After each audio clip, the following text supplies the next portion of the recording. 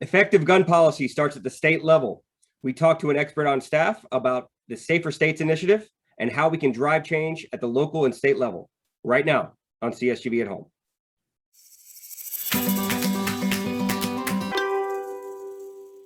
Hello and welcome to CSGV at Home. My name is Andrew Patrick and I am the Director of Political Communications at the Coalition to Stop Gun Violence. It is the first week in June, Gun Violence Awareness Month, and we are wearing orange and also recognizing the work that we do at CSGV and across this movement to make the country and the nation safer and stronger and free from gun violence. We are so lucky today to be joined by our CSGV Director of Policy and Programming, Jen Pauliukonis. Jen, thank you for coming. Thanks for having me, Andrew. So you are our Director of Policy and Programs, but you head up our Safer States Initiative program. And can you tell us a little bit about what the Safer States Initiative is and what it does?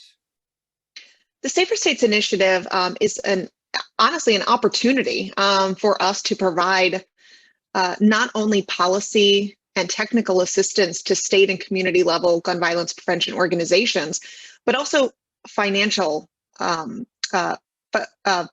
resources as well. So often as a national organization, we have our policy agendas, we work with our state partners to enact laws, implement laws, work on our campaigns. And we typically are funded to do that. And our partners in the states are typically underfunded, and yet they tend to overperform. And they work with us on partnerships and on coalitions. And I wanted to have the opportunity, and the Safer States Initiative has been that program where we can build up our partners. We can raise up their voices, and more with just helping them on our policy priorities, but really building their capacity so that they can focus on their own priorities, continue to build the relationships that are going to create real change in their states and their communities across the country. Yeah, I mean, like you said, these state groups, they are staffed by volunteers. They get the job done, and a lot but they need the resources. They need the assistance. We're not trying to tell them what to do, but we're trying to help them accomplish their goals. And these are also the groups that state and local lawmakers listen to. They're the ones in the ground. They know their communities, and also the local press listens to. So it's good to get the voice out there and help them get their message out there and make a difference. With Safer States, what states are we currently working in? And if this initiative continues to grow, where would you like to see it expand to? So we've just been finishing up a real pilot year of a few cohort states within the 2020 and early 2021 legislative sessions. And our first focus was around swing states, especially to help build up the movement and the accountability within elections. And so that's what we did in 2020. And so we are in Delaware, we are in North Carolina, Minnesota, Kentucky, New Mexico, and a handful of other states. And it's been so exciting being able to work with this organization, and honestly, a dream of mine. I was formerly with Marylanders to Prevent Gun Violence. And so I know firsthand how hard it is to grow an organization while also having impact legislatively and electorally on this issues. Typically, state-led organizations, you have to accomplish a lot on very little. And many advocates are incredibly passionate about the issue and they know a lot about policy, but they don't always know a lot about nonprofit management. And so being able to now be in the seat where I can work with them and guide them on evidence-informed policies, I can work with them on nonprofit training and providing these resources. It's honestly my dream job that I'm able to do this. We hope to expand one day and continue growing to all the states and to build up a ground movement in all of the states that are out there. But it's going to take time and it's going to take resources as we move forward. But we aren't going to be afraid to work in conservative areas and in those swing states. But I also know that it's not going to happen overnight. We have to get that investment in now. We have to start building that ground game now so that over time, we can really see real change. I mean, the gun lobby they know that movements start on the state level, and the gun lobby has been working on the state level for the last 40 years or so. And we're a little bit behind, but we're going to get there. And so the more resources that we can have, the more states we can work in, and we're going to, be able to replicate what has been a really successful model in Virginia, where 10 years ago, no one thought that Virginia was going to pass gun violence prevention laws, and the NRA is in their backyard. But there have been 2 historic sessions in the Virginia legislature over the last 2 years. And this issue has been the top issue electorally, and lives are going to be saved in Virginia. And this program is going to help lives to be saved in states all over. Yeah, Virginia, Democrats ran on this issue. They campaigned on this issue. They made it a front and center issue, and they passed 20 gun violence prevention bills in the past 15 months. It's really amazing.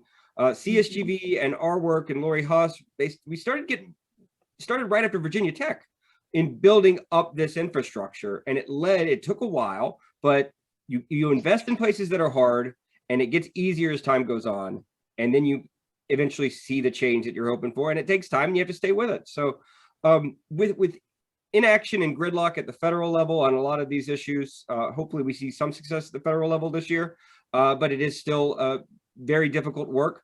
Why is the state work so important?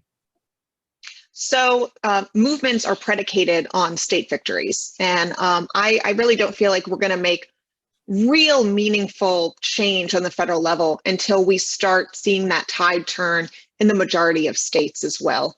And our congressional lawmakers come from the same states where we need votes on changing our hearts and minds on the ground. And then those same people are going to be able to change hearts and minds in Congress. And so building up this ground movement, creating this swell, that's what's going to help us hit this tipping point. We saw the same thing with gay marriage. All of these movements start on the state. Once we hit that tipping point, that's when Congress, created laws, to make it so that, everyone is able, to have the right to marry. And these are the same kind of movements that we need to, create in the gun violence prevention space too. Yeah, I mean, you mentioned the states we're working at: North Carolina, 2 Republican senators; Kentucky, 2 Republican senators, and 1 very influential Republican senator. So like this, they come from these states where we're hoping to build up these efforts, and just you feel the ground shifting almost in the debate. You see change happening at the local level, and that turns into action at the federal level. So we're still in the very early stages of this initiative, but we have seen some victories, and we hope to see some more victories. Can you tell us a little bit about that? Yeah, absolutely. And as I was saying earlier, we also started to invest in some electoral work.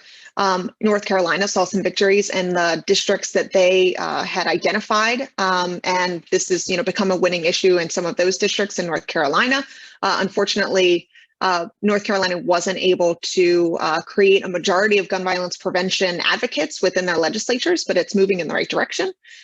Delaware was an amazing case study where the Delaware Coalition Against Gun Violence was able to flip a district that the incumbent was an NRA supporter, NRA board member in their local area.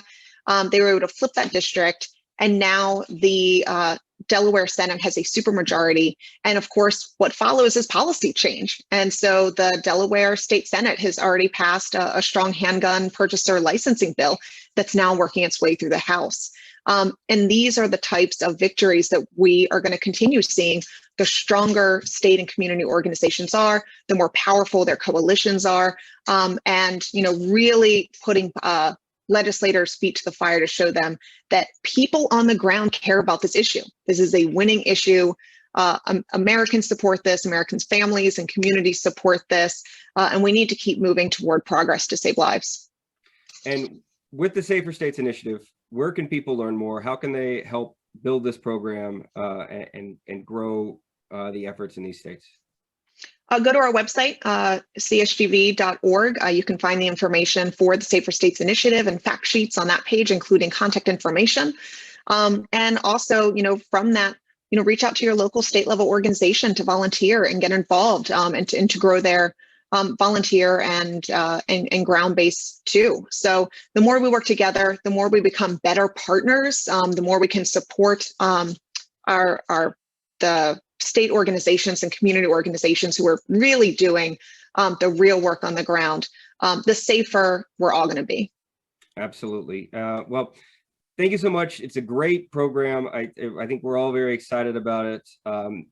It's Gun Violence Awareness Month, but more than awareness, we need action. And this is where the action happens at the state level.